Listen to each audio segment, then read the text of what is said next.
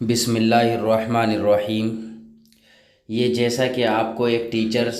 Teacher نظر آ رہے ہیں، یہ اور انڈیا انٹرنیشنل اسکول میں سر ہیں جو کہ اپنے اسٹوڈنٹس کو بتا رہے ہیں پانی کے بارے میں کہ پانی کا زیادہ استعمال بالکل بھی جائز نہیں ہے، اور اس کے آنے والے خطرات سے ان بچوں کو آگاہ کر رہے ہیں۔ تو میں بھی اس وقت یہاں موجود تھا۔ میں نے سوچا کہ میں اس بارے میں قرآن و حدیث کی روشنی میں آپ تمام لوگوں کو یہ بات بتاؤں کہ اللہ قرآن کریم میں کیا فرماتا ہے۔ الم تر ان اللہ انزل من السماء ماء فسلكه ينابيع في الارض ثم يخرج به زرعا مختلفا الوانه ثم يهيج فتراه مصفرا ثم يجعله حطاما ان في ذلك لذكرى لاولي الالباب۔ کیا آپ نے نہیں دیکھا کہ اللہ تعالیٰ آسمان سے پانی اتارتا ہے اور اسے زمین کی سوتوں میں پہنچاتا ہے، پھر اسی کے ذریعے سے مختلف قسم کی کھیتیاں اگاتا ہے، پھر وہ خشک ہو جاتی ہیں اور آپ انہیں زرد رنگ میں دیکھتے ہیں، پھر انہیں ریزہ ریزہ کر دیتا ہے۔ اس میں عقل مندوں کے لیے بہت زیادہ نصیحت ہے۔ اور اللہ کے نبی صلی اللہ علیہ وسلم نے ارشاد فرمایا ایک موقع پر، پانی میں فضول خرچی کرنے والے کو امت کا بدترین شخص قرار دیا۔ یہ بات حاشیہ تحاوی میں صفحہ 80 پر لکھی ہوئی ہے کہ پانی کا بیجا استعمال کرنے والا، یعنی پانی کا فضول بہانے والا، وہ امت کا بدترین شخص ہے۔ تو اس سے معلوم یہ ہوا کہ پانی اپنے آپ میں کتنی قیمتی شے ہے، جس کو قرآن کریم اور اللہ کے نبی صلی اللہ علیہ وسلم دونوں ہی اس کو بتا رہے ہیں۔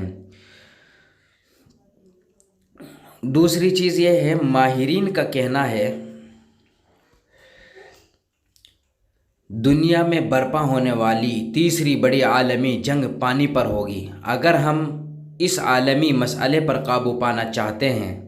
تو ہمیں دوسرے مسائل کی طرح اس کا حل بھی ہمیں حضور اکرم صلی اللہ علیہ وسلم کی مبارک تعلیمات میں تلاش کرنا ہوگا۔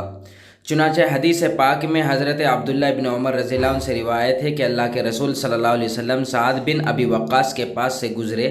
اس حال میں کہ وہ وضو کر رہے تھے، تو آپ صلی اللہ علیہ وسلم نے فرمایا یہ اسراف کیوں ہے؟ تو حضرت سعد نے عرض کیا اے اللہ کے رسول، کیا وضو میں بھی اسراف ہوتا ہے؟ حضور صلی اللہ علیہ وسلم نے ارشاد فرمایا جی ہاں، اگرچہ تم بہتی نہر پر ہی وضو کیوں نہ کر رہے ہو۔ تو اس بات سے ہمیں کیا پتہ چل رہا ہے؟ ہمیں یہی معلوم ہوتا ہے کہ ہمیں پانی کا زیادہ استعمال نہیں کرنا چاہیے، بلکہ ضرورت کے اعتبار سے استعمال کرنا چاہیے۔ یہ جو اسکرین پر آپ دیکھ رہے ہیں برف جمع ہوا، یہ دنیا میں کل 3% ایسا پانی ہے جس کو انسان استعمال کر سکتا ہے، یعنی 97% وہ پانی ہے جو سمندروں میں ہے اور جو کھارا ہے، جس کو نہیں استعمال کیا جا سکتا، not fit for drinking and washing clothes, یعنی نہ ہی تو پینے کے لیے مفید ہے اور نہ ہی کپڑے دھونے کے لیے۔ یہ جو آپ کو برف نظر آ رہا ہے، یہ جو گلوبل ہے، اس میں یہ اوپر اور نیچے، نارتھ پول اور ساؤتھ پول، اس میں برف جمع ہوا ہے، اور یہ پانی پینے لائق ہے لیکن برف ہے، اس لیے برف کو کوئی نہیں پی سکتا ہے۔ 2% پانی ہے یہ اتنا، اور باقی بچا اب 1% جو کہ ندی میں، نالوں میں، تالاب میں، کنووں میں اور زمین کی تہ میں، یعنی 4 جگہ تقسیم ہو جاتا ہے۔ اب ہم نے ندی کا پانی بھی ضائع کر دیا ہے، گندا کر دیا ہے، تالاب کو ہم نے پاٹ دیا ہے، اس کو بھر دیا ہے، بھراؤ کر لیا ہے، گھراؤ کر لیا ہے، اور اسی طرح سے کنویں بھی ختم ہو چکے ہیں۔ اب زمین میں پانی جو کچھ موجود ہے، آپ نے دیکھا ہوگا بے پناہ سمرسیبل ہر گھر میں لگا ہوا ہے، کھیتوں میں سمرسیبل لگا ہوا ہے، لوگ ہینڈ پمپ کے ذریعے سے پانی کو کھینچ رہے ہیں، اور پھر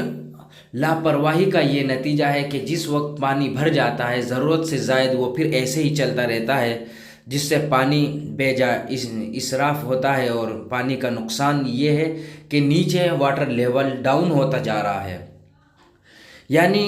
اس کا نقصان یہ ہے کہ ایک وقت ایسا آئے گا کہ پانی کے لیے ماماری ہوگی، پانی کی قلت ہوگی۔ اس لیے ہمیں چاہیے کہ ہم رسول اللہ صلی اللہ علیہ وسلم کی اس حدیث کو سامنے رکھیں۔ اللہ کے نبی نے اس شخص کو فرمایا جو پانی میں فضول خرچی کرتا ہے کہ وہ امت کا بدترین شخص ہے، اور اسی طرح سے اللہ تعالیٰ نے بھی فضول خرچی کرنے والوں کو شیطانوں کا بھائی قرار دیا ہے۔ قرآن کریم میں اس کی شہادت موجود ہے، قرآن کریم خود کہتا ہے۔ تو اس لیے ہمیں چاہیے کہ ہم بیجا پانی کے استعمال سے بچیں، اسراف سے بچیں اور پانی کا صحیح استعمال کریں۔ یہاں پر جو آپ ان بچوں کو دیکھ رہے ہیں، یہ بچے اس کلاس کے بعد فوراً ہی اپنے ان پودوں کو پانی دے رہے ہیں۔ ان کو یہاں پر سکھایا گیا کہ پانی کا واٹر لیول کیسے مینٹین کیا جا سکتا ہے، تو اس کے لیے انہوں نے پھر یہ پانی پودوں میں پانی دلوایا۔ اس سے دو باتیں سامنے آتی ہیں، ایک تو یہ کہ ان کو اپنے درختوں سے اور پودوں سے پیار اور محبت ہو جائے گا، دوسری یہ ہے کہ یہ پودوں میں بڑے ہوں گے اور ان سے ان کو یہ فائدہ ہوگا کہ یہ آکسیجن ملتا ہے، اور اس کے علاوہ اور بھی بہت سی مفید چیزیں ہم ان پودوں کے ذریعے سے حاصل کرتے ہیں۔